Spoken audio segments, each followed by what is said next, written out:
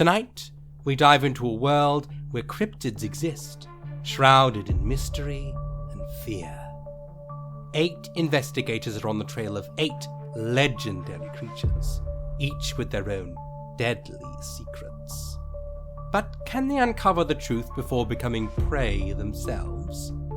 In this game of survival, nothing is certain except the thrill of the chase. Welcome to the Drama Does TTRPG 2024 Halloween Special. The Cryptid Chronicles, where the unknown lurks in every shadow, and the hunt for the truth is as dangerous as the creatures themselves. Our next encounter, the Lurebark, a creature woven into the very roots of the forest. It beckons its prey with a voice as sweet as the wind, drawing the curious and the lost deeper into the woods. But those who follow seldom return. Will Valentyne VT resist its call, or be consumed by the creature's song? I'm here with Valentyne VT. Say hi. Hello, everybody. And you have signed up for to be a monster hunter for a wonderful creature known as Lurebark. Why don't you tell us a little bit about yourself and your character first? Alright, so the character I have is Axu I D not. Get it. I got it. Okay, got it. I'm glad with the somebody spelling. Yes, Yes, I with got the it. spelling, yes. Age is 25, hometown is Porto Santo. The character is 6'1", an Aquarius, male, Caucasian, speaks English, does not smoke, and does drink. As far as the about me, let's see, we are seeking out the monster to hear its song again. Also, I like goose. And the favorite quote is, when nothing is going right, go left. And the things that I cannot live without is my utility knife, a pair of dice, and my favorite stuffed toy cat. In my spare time on the weekends, I like to do bird watching, and the first thing people notice about me is the single silver streak in my hair. All right, so the creature, the Lurebark. I'm going to say Lurebark for some reason. It's the Lurebark because it lives in a forest, right? So deep within a forest where the dense canopy allows only silver moonlight to pierce through, a haunting melody weaves through the night air. Hikers, wanderers, inexplicably drawn by the enchanting song, find themselves venturing closer to the source. When you were very young, your mother and father were avid hikers, avid explorers, and they would take you with them on their adventures wherever they may have been. However, one hike was through the Amazon, and they got quite deep into the Amazon. It was a very long hike. You were probably about 5 or 6 at the time, but you were keeping up. You were trying your best.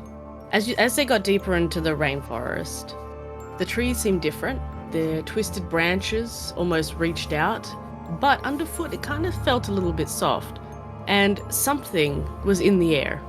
And you remember hearing the beautiful music that was coming from the trees. Your mother and father heard it too, and you were almost, as a family, drawn to the sound.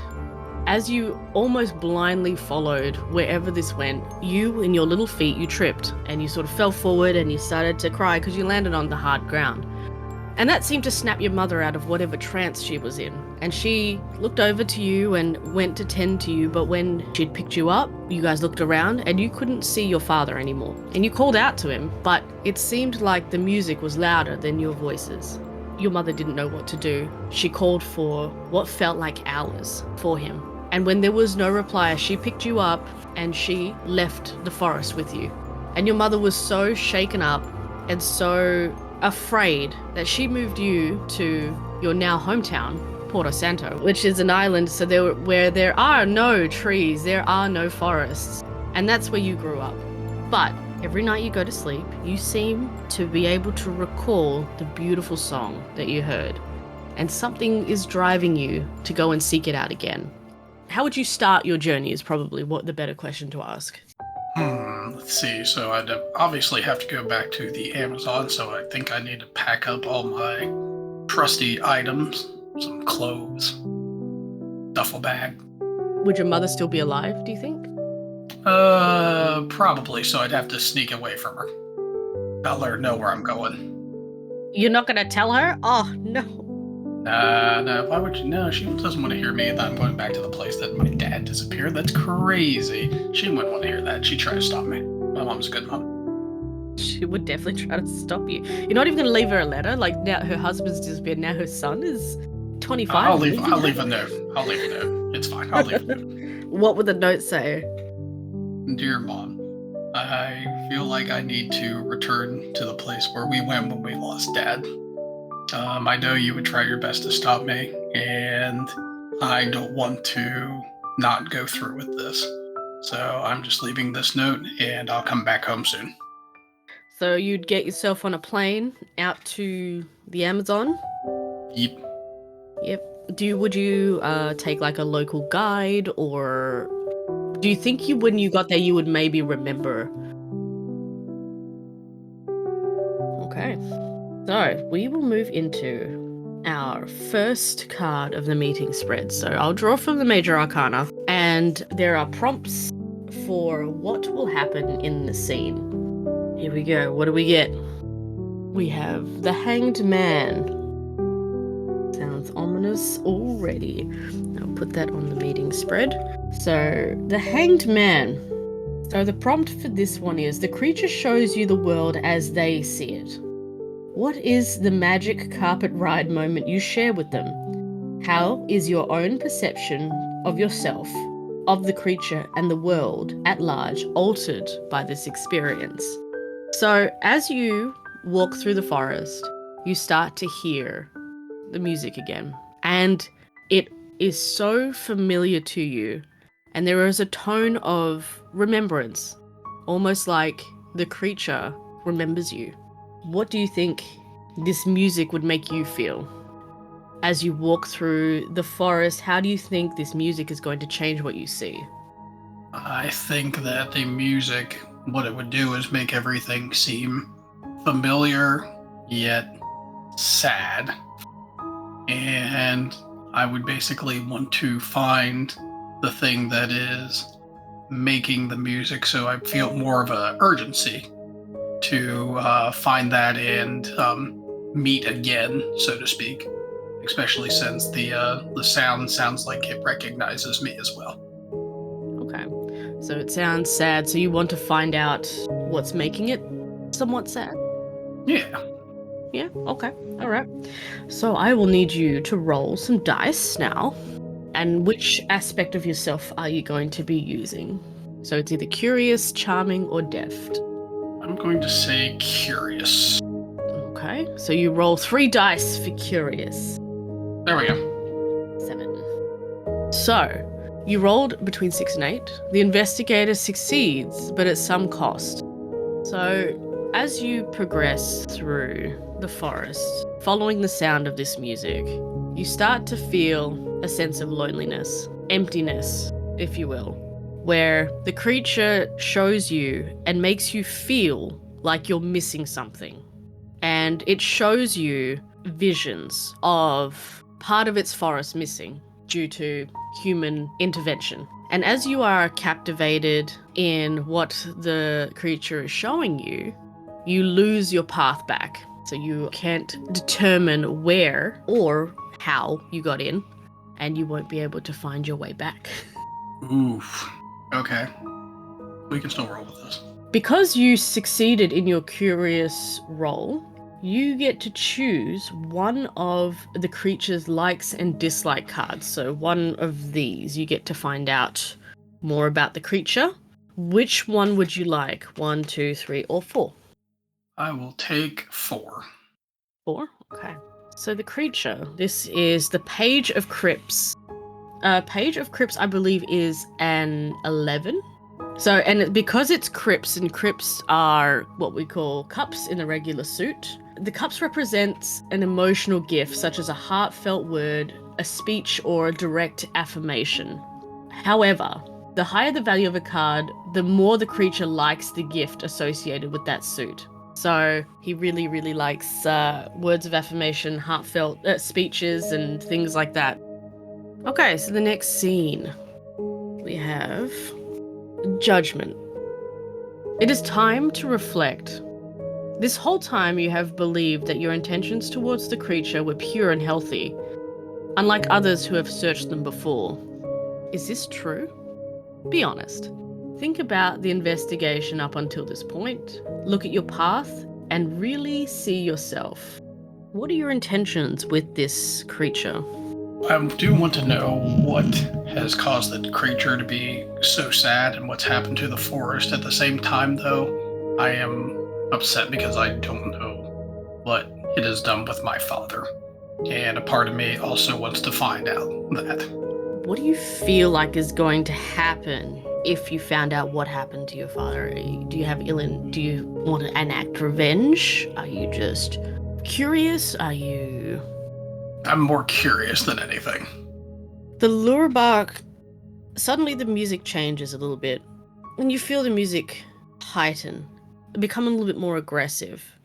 It doesn't quite know what your intentions are, and suddenly you find that the roots on the ground start to move, and they start to wind up your ankles and hold you in place. It doesn't want you to come closer, because it doesn't know if you intend to hurt it or not. Can I try to shout out reassuringly that I am not here to hurt it? What would you like to use? Charm? Charm? Okay. Roll your charm, which is 2. 2, yes. 5. Okay. So you yell out to the Lurebark, you try to reassure it. You get no response. The vines still encapsulate your legs. Okay. At this point, fearing for my life, would I be able to use my utility knife? Yes, you can. So that would be, I think, we'll go with deft. Okay. So you try to reach down to cut at the bark with your knife. However, more roots shoot up from the ground and grab your arms, stopping you from trying to cut it, with the one around your wrist holding the knife, squeezing it until you let the knife go. Oof. So you also, because you failed your charming roll, you also have to add a point to the kill me score. 1 to the kill me. Okay, got it. So, and unfortunately, because you failed the death roll as well, you have -1 to your next roll. -1 to next roll. Okay. What's the plan, Stan? Oh, goodness. Okay. Words don't work. Actions don't work. Okay, so I'll try shouting out again and saying, please, I don't mean to harm you. I just want to understand. Okay. What are you using for that? Let's go with curious then. Oh, you're only rolling 2 for that because you're at a -1. Oh, a 9. A 9! You succeed. So you start pleading with the creature. You say, look, I just want to understand. I have had something missing in my life. You start to empathize with the creature. It's missing a part of it. You've been missing a part of you. And the song again changes to something a little bit more sweet, again giving off that sad tone as the roots pull away and you are free to continue moving. Because you succeeded in your curious role, you get to also pick another one from the likes and dislikes. I'm really contemplating here. I have to think really hard. Let's stay with evens. Let's go with 2. So 3 of castles. Okay. Castles is wands, and wands represents creative gifts, like a poem, music, or art. But it's not like super keen about it. I mean, it likes it, but we'll see during the meat creep. So, what do you think it was like as you continue forward on your journey, growing up after the incident? I think there would definitely be bouts of not understanding. One moment my father's there, and the next that he's not, and I want to experience the music that nearly took all 3 of us away from him. It's always lingering in my mind. Well, how does it make you feel? Would this have been something that you just heard on and off, or do you reckon you dreamed about it? How does it make you feel? It makes me feel like I'm almost in a dreamlike state.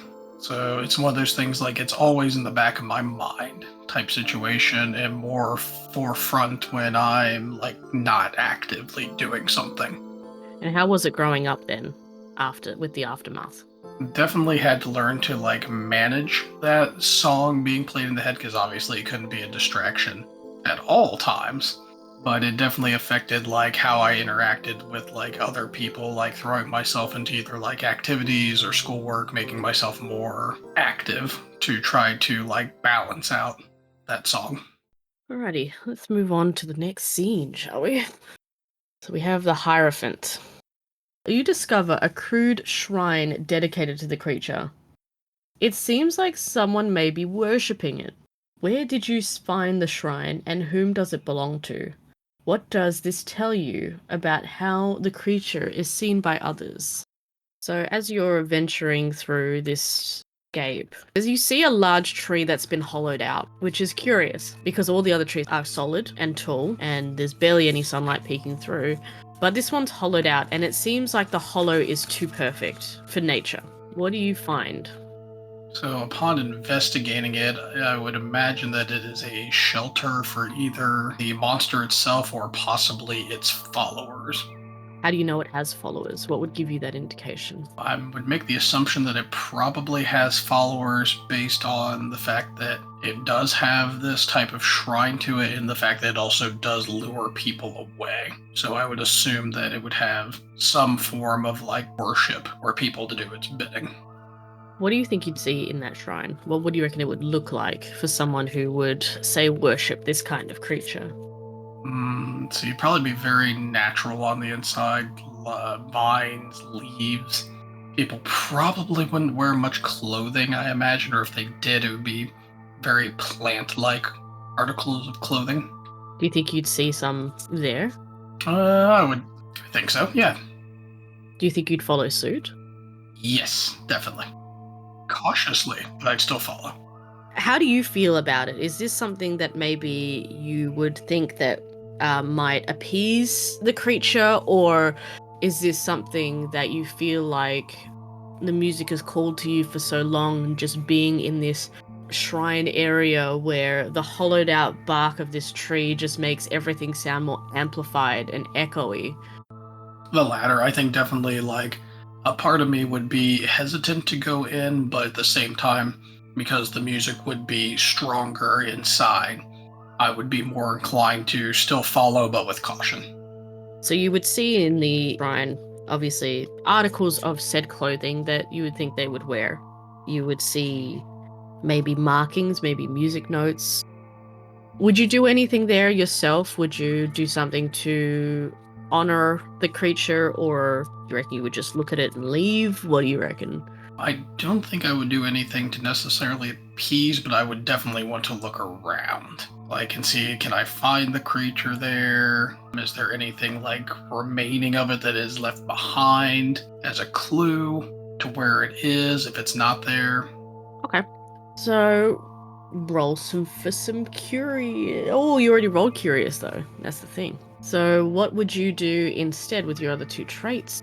Are you trying to figure out maybe where it is, or if it's present, or if it's like there or close by? Is that kind of what you're planning? Yeah, I was about to say I would probably want to see if it's there or close by, which would probably be, I would say that would probably be deft.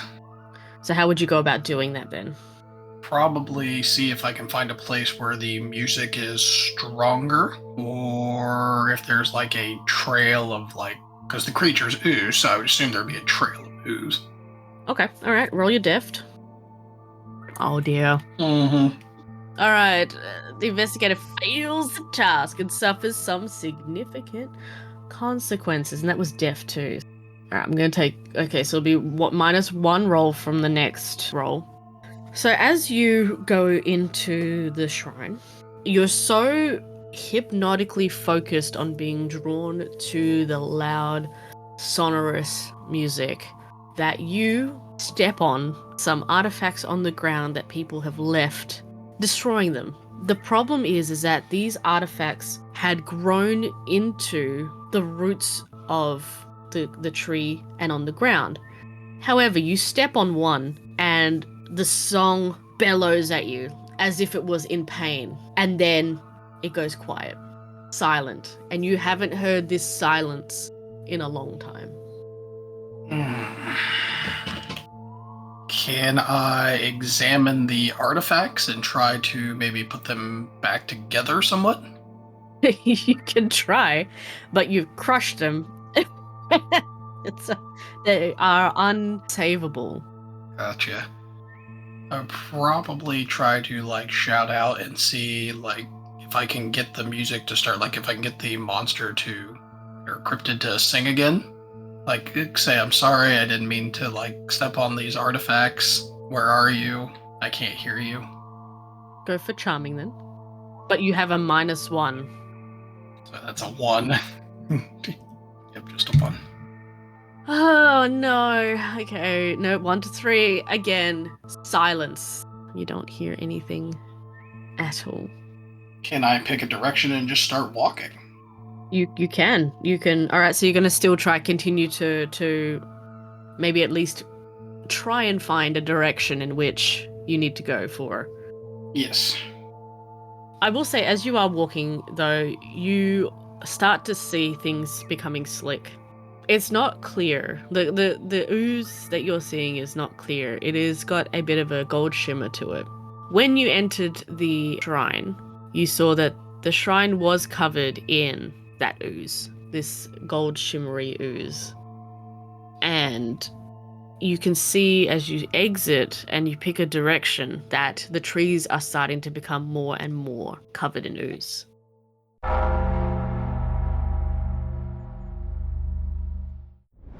Dum-Dums and Dice would like to welcome you to the grim darkness of the 41st millennium in the Valentyne Heresy, an actual play podcast set in the Genesis adaptation of Warhammer 40,000's Dark Heresy RPG.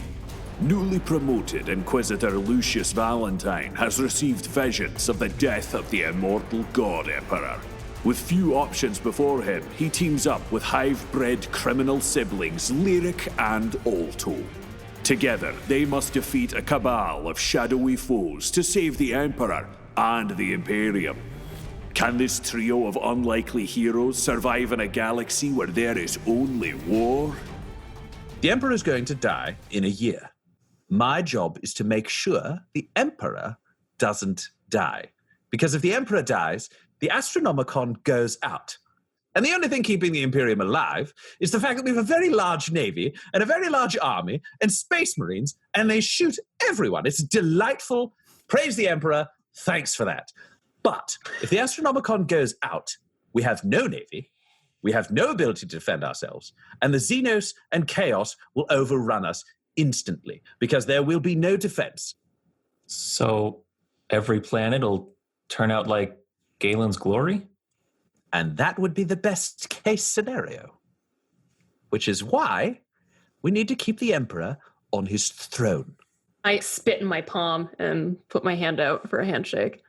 Am I supposed to do something in return? Is this... I'm sorry, I just don't know what this is. Alto's like, yeah, like this. He spits in his hand and puts it out towards you as well. Then I spit in both palms and shake their hands separately. We have an inquisitorial band. Warhammer 40,000, the Valentyne Heresy. Available now.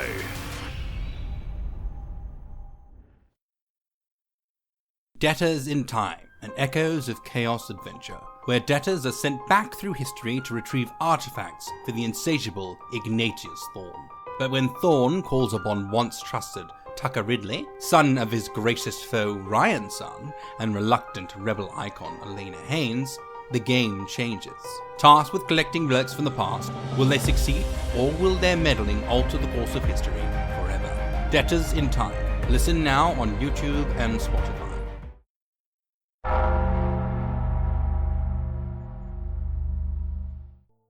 All right, so we have the High Priestess. The creature demands a deep secret from you, the investigator. How did this demand come to you? In a dream, or a cryptid visit, or a crackly phone call? If the creature likes what you offer, you gain a point in the Kiss Me. If you refuse or lie, and they see through the deception, you gain a point in the Kill Me scale. So as you're walking through in this silence, you're trying to observe the trees to see if they have the stickiness that you've started to see. You get another booming in your ear, and it's so loud it brings you to your knees. You can feel that the sound is gripping in your chest as if it's trying to pull something out of you. It demands to know a secret, something to offer it to show that you mean it no harm, that you are there with good intentions. Okay, so I always wanted to get away from home because secretly I never liked the school I went to, the people on the island. I never had a romantic relationship on there. I never was interested in anybody. I always wanted to get away because I disliked everything about it that much. So the booming sound in your ears again softens and is replaced with another softer song. Almost like as if when your mother was angry and would just lash out at you for something silly. Maybe you tracked mud into the house or tracked sand into the house after playing, and she would just go off at you, and then all of a sudden she would realize what she'd done and she'd comfort you. That's the kind of feeling that you're getting from this reaction. It's almost apologizing for being defensive. It empathizes with the fact that you felt alone. You were somewhere. You were in a place. You had friends. You had family. You had everything that you would need to live, but you just felt alone. The creature empathizes with that, so you can add a point to your Kiss Me scale. So the music has started back up. Yes, it has. It has allowed you to continue forward. Okay, so I will continue to follow the music. How are you feeling about the creature? I mean, are you scared of it? Is it intriguing you? Did you expect this kind of reaction, this kind of back and forth with it? I'm definitely still intrigued with it. I was not prepared for the back and forth and not prepared for how many mistakes that I would make to upset it. So I'm feeling a little guilty. Do you think that maybe your father went through the same thing? I think there's a high possibility. Not 100% sure, since he was lured away in a different circumstance. The next scene we have the Emperor. Someone else is investigating the creature with impure intentions. As you are following, that you can hear the music getting louder and louder, the sweet melody drawing you in. But then suddenly, the music again changes, and it becomes panicked. In the distance, through the thick trees, you start to see flickers of orange light and yelling. It sounds like someone is calling out a name, and they have a torch which they're trying to use to light their way, and this panics the creature. How do you throw them off the trail and ultimately learn from their investigation? I would probably try to intercept them in an attempt to try to communicate with the individual. You feeling deft on that one? That or charming, because I would be trying to communicate with them, not really sneak on them. So how would you go about trying to intercept this? Follow their torchlight and, try to casually, calmly walk up to them and be like, hey, I'm here. If you can't see me, I don't mean you any harm. I just want to talk. As you get closer and closer to the torchlight, you hear a man's voice calling, Beth! Beth, where are you? Come home. Come home, Beth. I swear to God. If this creature has harmed you, I'm going to end it. I'm going to end it. And as you sort of come up behind them, he turns around and he looks at you and he's like, you need to leave here. The creature will take you as well. I'm looking for my wife. I can't find her. I swear, if this creature has harmed her, I'm gonna burn this forest down. I'm gonna burn this forest down, man. I'm here to get her back. And then he turns around and he continues yelling and sort of running deeper into the forest. I would definitely want to make the attempt to chase after him and seize the torch out of his hands. Okay. Roll a deft. Okay. So the man sees you pursuing him and he runs faster. So he's a bit of a smaller guy and he's a little bit more nimble, but not amazingly nimble. And as he's running, he's yelling back. He goes, "You're one of them. You're one of those tree weirdos. You're going to try and stop me and I won't let you. I need to get my wife back." And he's running and all of a sudden he trips on a branch that is on the ground and his torch falls out of his hand. The foliage in front of him starts to take the flames and sets on fire. Can I look around for a water source? You can, using your curious. Go ahead.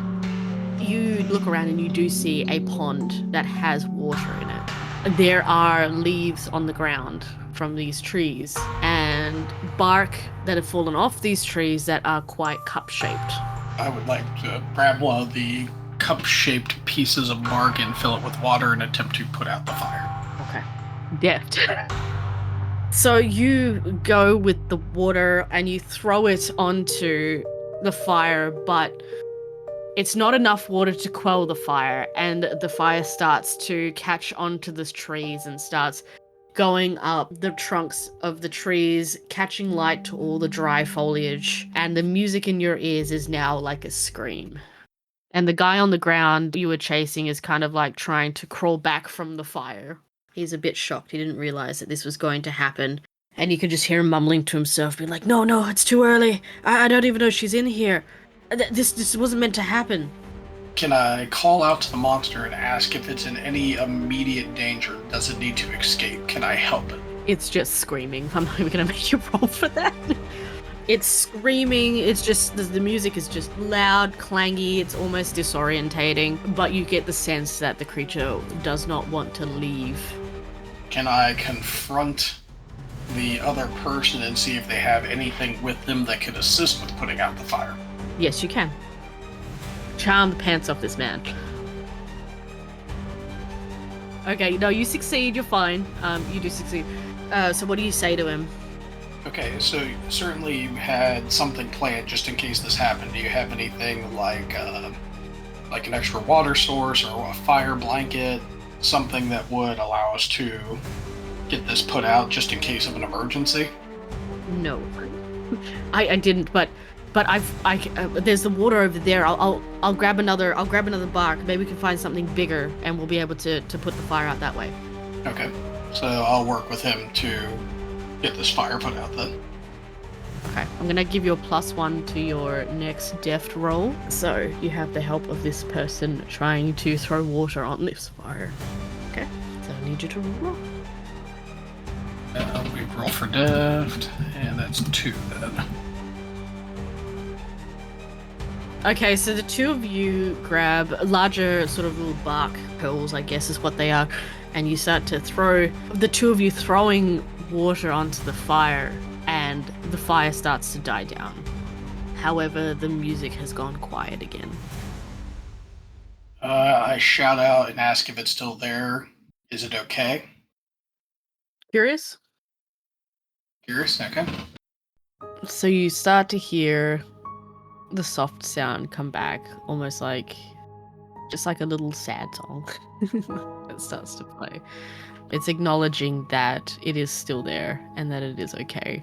But what I will also give you is a clue card from the clue deck, which you get to use and be able to potentially give a gift to the creature. So you get the 6 of castles, and the castles are pentacles, so keep that in mind. When we get to the meat creep, you might be able to use this as a gift for the creature. As a bonus, the guy that you met, his name is Jake.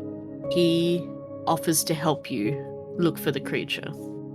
I will allow him to accompany me, but if I sense at any point that he is going to betray me, I will plan on taking care of it.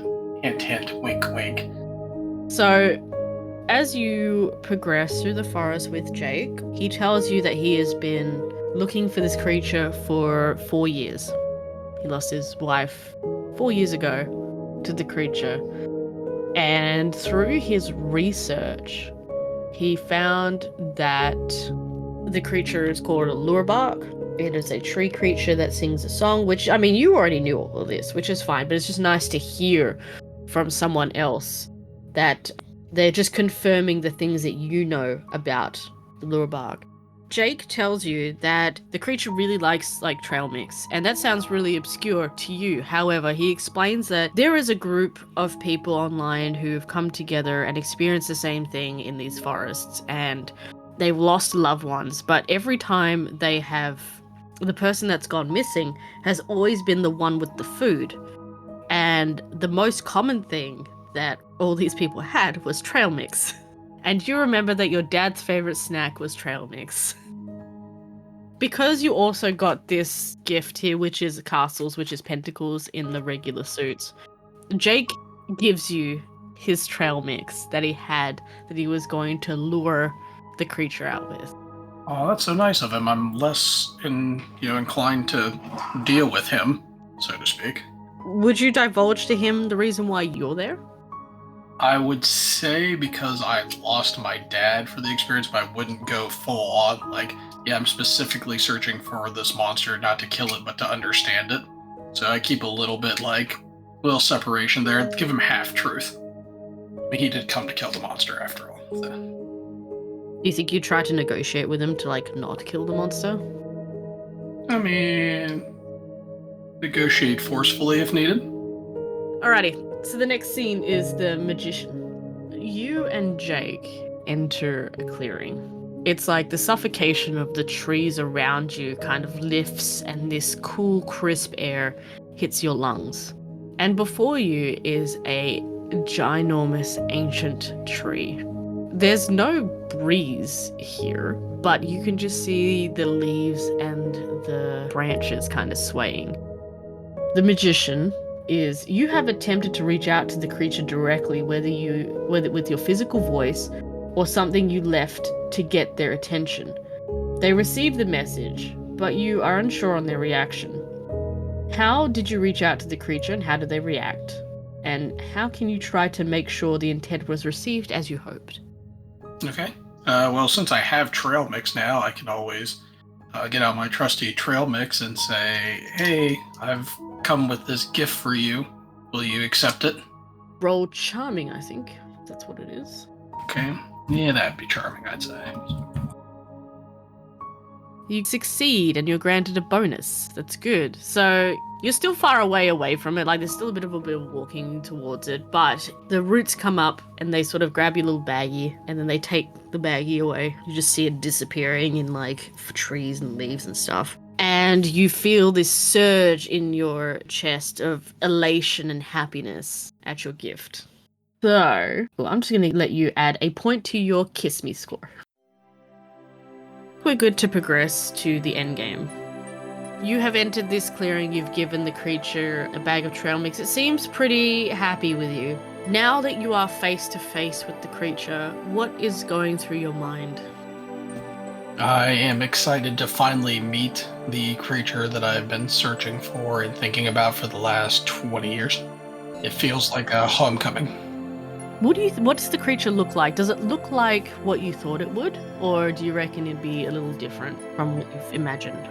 It would be a little different from what I imagined, since all I really had to go off of was, it could sing.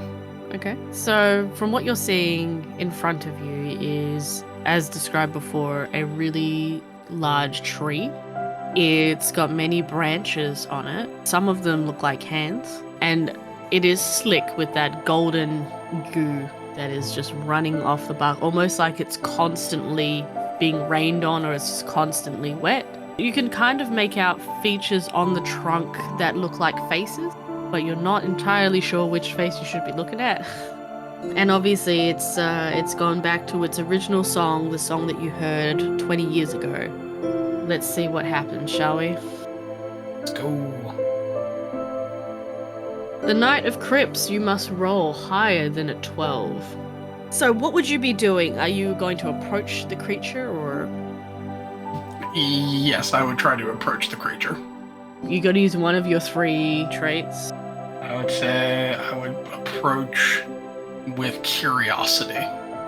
So as you're walking towards it, the sea of roots that is before you that was protecting it kind of come apart and give you a safe passage towards the creature. What are you going to do now? How close am I? You're still a little bit far away. Not exactly in arm's reach. No, not yet.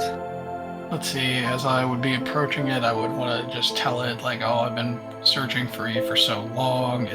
I'm so excited to finally see you. Add +1 to your Kiss Me score. Got it. Because you succeeded. The 6 of claws. All right, roll your charming, and you need to beat a 6. Alright. Tie?